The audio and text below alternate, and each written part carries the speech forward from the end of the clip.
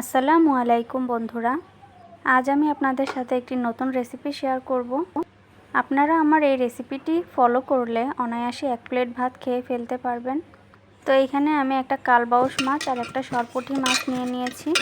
এই মাছটার গায়ে আমি ভালো করে হলুদ, লবণ আর মরিচের গুঁড়া মাখিয়ে নিচ্ছি। মাছটার গায়ে যেন মশলাগুলো ভালোভাবে লেগে থাকে সেভাবেই মাখাতে হবে। তো আমি খুব সুন্দর করে মাছটার গায়ে এই মশলাগুলো মাখিয়ে নিয়েছি। তো আমি কড়াইতে তেল গরম করে নিয়েছি। তো এখন আমি মাছগুলোকে এই গরম তেলটার মধ্যে দিয়ে দিব। তেলটা কিন্তু অনেক গরম হয়ে গেছে, আপনারা দেখতেই পাচ্ছেন। তো বিসমিল্লাহ বলে মাছটা দিয়ে দিচ্ছি।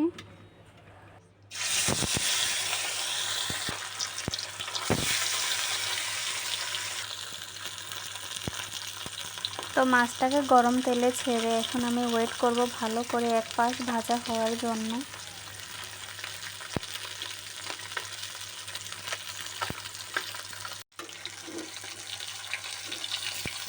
তো মাছের এক পাশ ভাজা হয়ে এসেছে, এখন আমি উল্টে দিব মাছগুলোকে। দেখুন বন্ধুরা, কত সুন্দর করে ভাজাটা হয়েছে।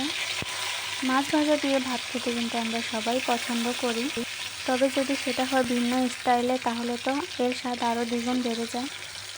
তো আমার মাছের দুই পাশে ভাজা হয়ে গেছে খুব সুন্দরভাবে। তো এখানে আমি পেঁয়াজ কাঁচামরিচ কেটে নিয়েছি।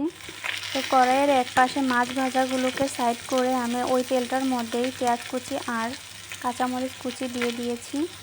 তো সাইড করা মাছগুলোকে এখন আমি আলাদা একটি পাত্রে উঠিয়ে নিয়েছি। তো এখন আমি সুন্দর করে এই পেঁয়াজটাকে ভাজতে পারবো।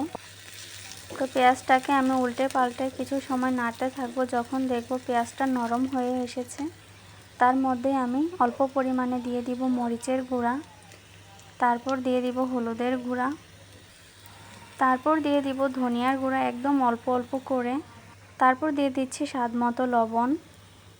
তো এই পেঁয়াজটাকে এখন আমি এই মশলাটার মধ্যে সামান্য ভেজে নেব।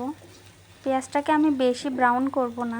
যখন দেখব পেঁয়াজটা অনেকটাই নরম হয়ে এসেছে, তখনই আমি এটার মধ্যে মাছগুলোকে দিয়ে কিছু সময় নেড়ে এটার সাথে মিশিয়ে তারপর আমি নামিয়ে নেব। তো তৈরি হয়ে গেল আমার এই মাছ ভাজা। তো এই মাছ ভাজাটা হলে আপনি অনায়াসে এক প্লেট ভাত খেয়ে ফেলতে পারবেন। আমাদের পরিবারের সবাই এই মাছ ভাজাটা অনেক পছন্দ করে। সবাই এই মাছ ভাজাটা হলে অনায়াসে এক প্লেট ভাত খেয়ে ফেলতে পারে। আশা করছি বন্ধুরা আপনাদের কাছেও ভালো লাগবে। কমেন্ট করে জানাবেন আপনাদের কাছে কেমন লেগেছে।